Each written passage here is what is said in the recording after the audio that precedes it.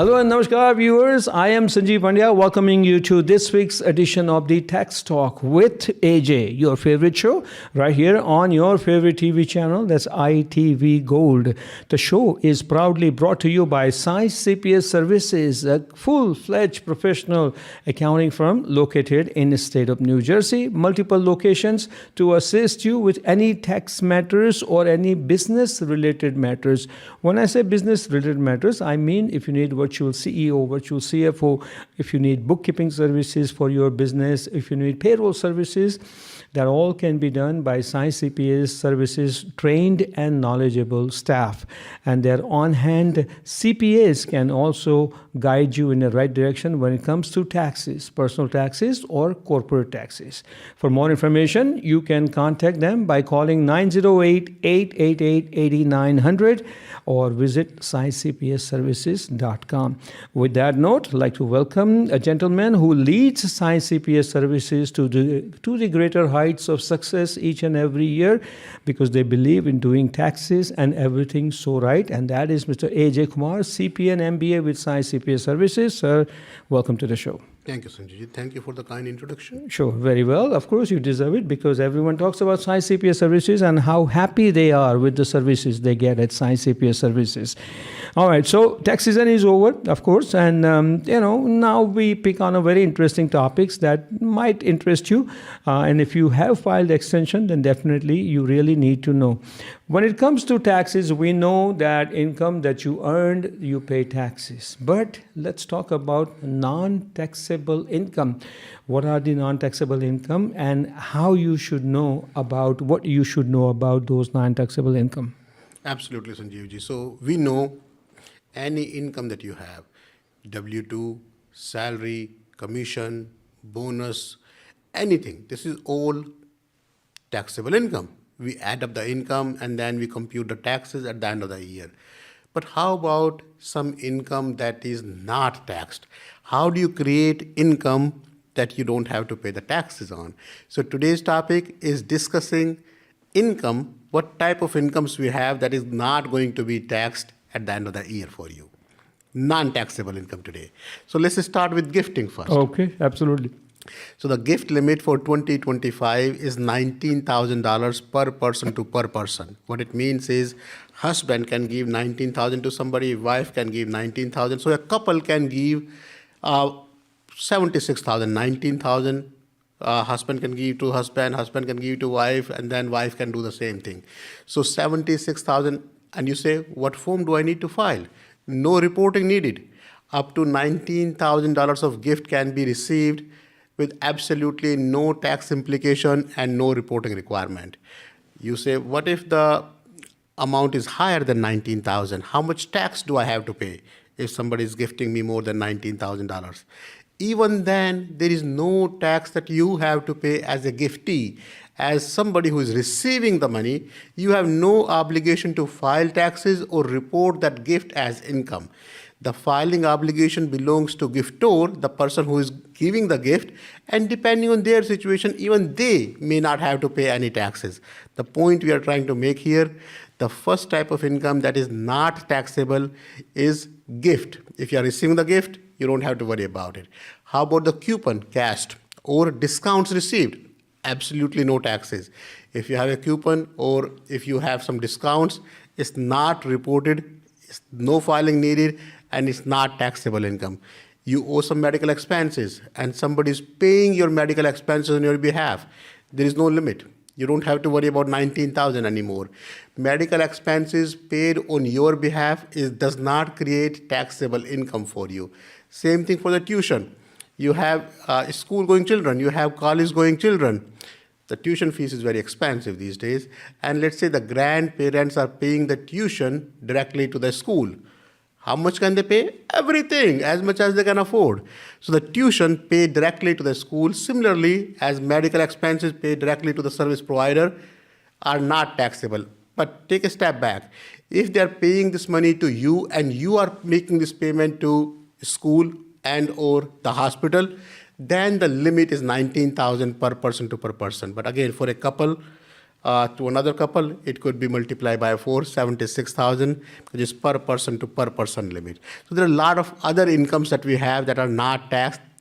So knowing what's taxable, what's not taxable is going to help you plan your taxes right. Well, you gave some very useful information in that one. You started with the gift, then you continue with coupons and the discounts that you get, and the most importantly, medical expense. Absolutely. Can you just give a little more detail with specific on a medical expense, that how medical expense can be non-taxable?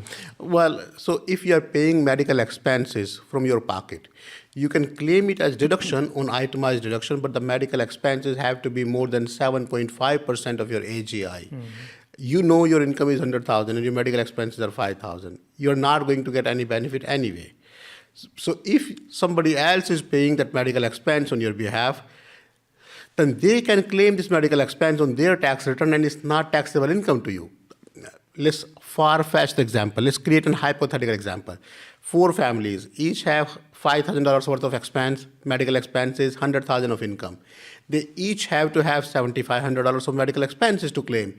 What if only one family pays $20,000 and create a gift to the other 3 people? We are trying to create a far-fetched example to see how the tax benefit can be received. The key here is medical expenses paid on your behalf does not create taxable income for you. Okay, very interesting. So now, after that category, let's move on to inheritance. How does inheritance fall into taxable income or non-taxable income? Absolutely, Sanjeev ji. So right now, the inheritance limit is almost 14 million, 13.99 million per person. So if you have a couple, husband, wife, they can give to the next generation up to $28 million. If you have, let's say, one person, they never both passes away at the same time. Let's say if one person passes away earlier, you can always do Form 706 filing. We call it portability filing. So the remaining limit of the person who passed away, their remaining gift limit can be moved to the survivor.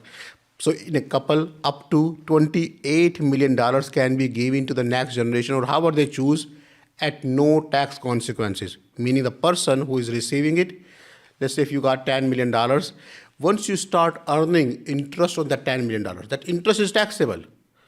But the $10 million that you received as inheritance does not create taxable income for you. Okay, that's very interesting, folks. We're talking about non-taxable income in this week's show, The Tax Talk with AJ, brought to you by Science CPS Services.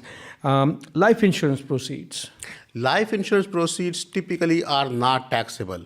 There are extreme situations where they may be taxable, but generally speaking, life insurance for somebody, just because the premium that you are making, the premium that you are paying to the insurance company is not tax deductible for you.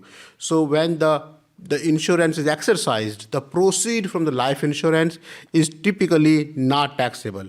There is a plan where you buy the insurance for each other, meaning let's say there are 2 partners in a business and they buy the insurance on each other just because the business is going to suffer. Business cannot survive if one of the partner happens to pass away. And the premium is paid through the business and is claimed as an expense in that business. In that case, the beneficiary is business. In that special case, the life insurance proceed may be taxable, but in most cases, when the life insurance proceed comes to the taxpayer, they are generally speaking not taxable income. Okay, that's, well, everybody knew that life insurance proceeds are non-taxable, but, a little more information in that category definitely helpful. How about rollover from Roth IRA? So great question. So rollover means you're rolling over one type of retirement account to another type of retirement account. So when you have your traditional IRA, where you took the tax advantage at the time of contribution, when you roll your traditional IRA into Roth IRA, that creates taxable income. But for Roth IRA, if the contribution happened to be in Roth IRA to begin with, you did not take the tax advantage at the time of contribution. So roll over from Roth IRA account to any other retirement plan is going to be a Roth plan and it's not going to create any taxable income for the taxpayer. Okay, so that is all very, thing to make a note of it. So after life insurance and rollover from Roth IRA, does scholarship money come into this category by any chance? So a scholarship is not taxable income for the person who is receiving it. And you can take an example. Let's say a lot of schools, especially when the tuition is so high in these days, a lot of schools have this scholarship. If you maintain certain grade, if you maintain certain scores, you get certain scholarship, or at the time of admission, just to entice the brightest student. A lot of schools come up with a plan that regular tuition is $50,000, but because you have this much grade, this much performance, you get 10,000 of a scholarship and you only pay 40,000. So this 10,000 is not taxable income for the taxpayer. Okay, very well. That's really good to know. All right, folks, you're watching the show, The Tax Talk with AJ, right here on ITV Gold. The show is brought to you by Science CPS Services. Science CPS Services for all your accounting and the tax matters need. Tax season is over, but tax season is never over because there is always something to do. People who file the extensions, people who are starting their business and, quarterly tax returns and whatnot, if you're just self-employed. So there are several things. So tax season is always on, and that's why Science CPS Services, they have their knowledgeable, qualified CPS on hand to guide you in the right direction. Besides, if you are, just in case, are in IRS tax audit, and if they have sent you a letter, if that's a legitimate letter that you need to verify, and then you are wondering what to do, then immediately my suggestion to you is that contact Science CPS Services.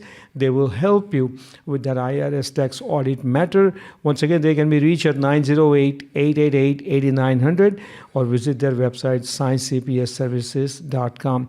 With the short break, we'll be back after this messages. Stay with us. Welcome back to the second half of the Tax Talk with AJ. This weekly tax show gives you all the updates and information that you really need to know when it comes to taxes. And again, taxes, personal or corporate taxes.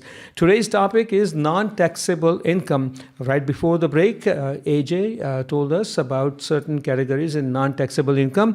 We started with the gift.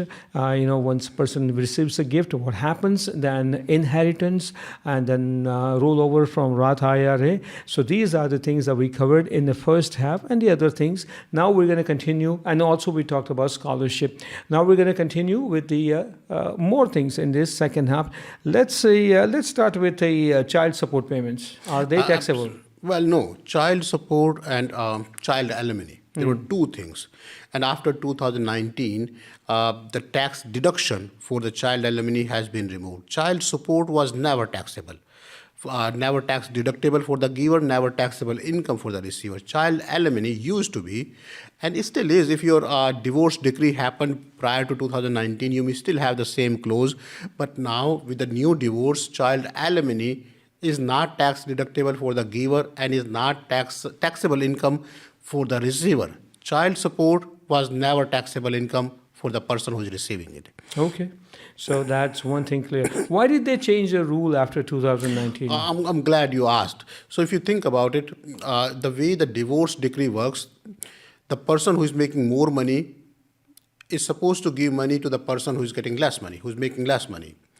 So when you make a child alimony deductible for the person who is making more money, they are typically in the higher income tax bracket. So let's say if one spouse is making 200,000, the other spouse is making 20,000. Typically in a divorce decree, the person who is making 200,000 will give money to the person who is making $20,000. But this person who is making 200,000 is in a much higher income tax bracket than the person who is getting 20,000. So even though you give tax benefit here and make it taxable here, it creates a tax arbitrage. Government ends up losing a lot of money because they're giving the tax benefit to the person who is in a higher income tax bracket and trying to charge the taxes to the person who's in a lower income tax bracket. So after much discussion, it went back and forth for a lot of time. About a few years ago, they decided we will not give the tax break to the person. It's sort of punitive. I mean, if you are making money and you are going through the divorce, going forward, you don't get the tax benefit for it.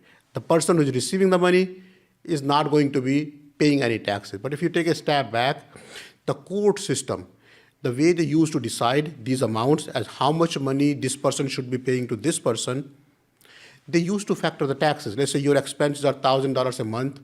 your tax bracket is 20%, so you should be paying Mr. $1,200 to her in this example, because they're factoring the tax component. Now in the new divorces, just because the tax component is not there, that amount has automatically been reduced to $1,000. Okay, all right. I thought you would just say the reason they made this change after 2019 is just to let people know that it's not good to be divorced and it's not good to having a liability of child support. Well, that's there too, absolutely. All right, moving on to the show, non-taxable income categories, that's what we are discussing.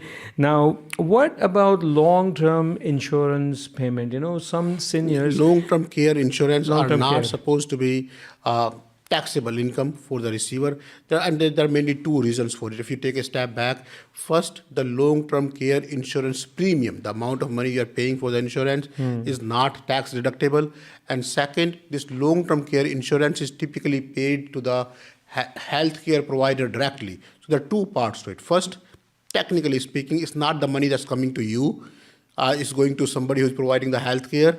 And second, the premium that you are paying, we did not give you the tax benefit for that deduction. So typically, long-term care proceeds are not taxable income to the taxpayer. Okay, good to know. Health savings account. Many insurance companies, you know, they offer this option called HSA, health savings account. So the way the HSA works, some part of your taxable income is taken from you. You submit some sort of receipt, and the amount you receive is sort of a reimbursement against the expenses, against the healthcare expenses. It could be any sort of FSA, any sort of flexible spending account. It could be healthcare spending account, it could be childcare spending account. So the amount that you're receiving is by submitting certain receipts, certain proof as an expense reimbursement. You have already incurred that expense. So it's not considered as taxable income because by definition, it's not the money that you're receiving, it's the reimbursement. You incur the expense first, you give us the proof, and then we give you the money. Okay, very well. Let's talk about veterans' benefits. Are they taxable? Typically not. Veteran benefits are typically not taxable. So that's the key here. A lot of people try to do their own taxes and not knowing what income is taxable, what income is not taxable. A lot of people end up including the income that's not taxable. The way the IRS system is designed, IRS software is designed, if you tell that I had X amount of income, I had $10,000 of income, the system is not going to verify if your income is 10,000 or 8,000. If your reported income is more than the income that IRS believes you had, the system is not going to come back to you and say, hey, you reported more income, you paid us more taxes, here is your money back. That's not how the software is designed. If you report less income, let's say if the system, your W-2 or 1099 is reported at 10,000, but you report only 8,000, you will definitely get a notice that you under-reporting income notice, we call it. You will definitely get a notice that you reported less income than what we believe you had. That's why you owe us more money, more taxes. But if you report more income, then nobody's coming back to you. That's why it's important for you to understand what income is taxable, what income is not taxable. So you don't report non-taxable income as taxable income. And that's why you need a very good professional tax accountant, which AJ and his firm, Science CPA Services, can guide you in the right direction. So anywhere you're confused about this taxable income, non-taxable income, whatever it is, and if any one of these categories that we talked in our show affects you, then definitely you need to contact Science CPA Services. All right, quickly, one more thing before we go into some of the questions that I have. If a couple wants to adopt a child and whatever expenses they incur during their process to adopt a child, is it taxable, that expense, or non-taxable? So any money that you receive for child adoption is typically not taxable income. So again, just be careful. Just make sure you understand what constitutes taxable income and what's non-taxable. Typically speaking, the child support is not taxable income to the receiver. Child adoption related reimbursements, we call it, are not taxable income either. Okay, very well. Now, I just have some questions, after listening to you. Please. With all these categories and everything. What exactly is tax-exempt income? Which is different than non-taxable, right? It's similar, different but similar. The concept is tax-exempt is exempted from taxes. So there are different type of income you have. There are 10 different type of income you have. You have salary, W-2 we call it. You have commission. You have bonus. You have business profit. And a lot of times, 9 out of 10 times you find yourself, oh, this is taxable. Of course it's taxable. Then how do you define what is exempt from the taxes? So tax exemption means what income is non-taxable for us. What income is exempt from the taxable situation. Okay. So now, when someone looks at W-2 at the end of the year, how can they figure it out what is taxable income out of W-2 and what is non-taxable? Well, box number 1 represents your taxable portion. So if you look at a typical W-2, box number 1 has taxable income, box number 2 has federal income tax withholding, then box number 3 has the social security, then box number 4 will have social security amount, box number 5 will have Medicare amount. So typically the difference between box number 5 versus box number 1 is your non-taxable income. The question is on W-2, how do I know how much income is taxed for me? And that's box number 1. How much tax you have paid? That's box number 2 here. Okay, all right, simple as that. My question to you is once you have all this taxable income and then a non-taxable income, right? Do tax-exempt income affect your AGI, adjustable gross income? No. Typically not. Adjusted gross income is a formula which is based on the total income minus certain deductions. Your AGI does not include the tax-exempt income. Okay, so that's good to know. At least your AGI is not affected. All right. Anything else? We talked about welfare benefits. We talked about veteran benefits. Now, all these things that you mentioned when it comes to non-taxable income, is it same for the state level also? Because I think mostly what we discussed was on a federal level, correct? In most cases, the same income is going to be tax-free at the state level as well. So just be careful. There are some exceptions to the rule. But generally speaking, and you're right, Sanjeev ji, whenever we talk about taxes, we are talking about IRS. Rarely do we include certain mentions of the state. And because there is one federal government, there are 50 different states. So when you start talking about the state, which state do you want me to talk about? I mean, sales tax.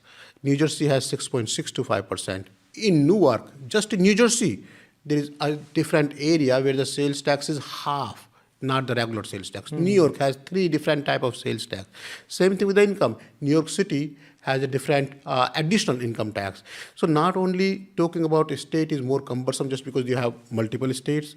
The other problem is, or the other side of the equation is, typically the IRS taxes are 3 to 4 times higher than the state taxes. IRS taxes could be as much as 37%. The state tax maximum is 9%. So when you're looking at the taxes, you are only looking at the bigger piece, the central piece.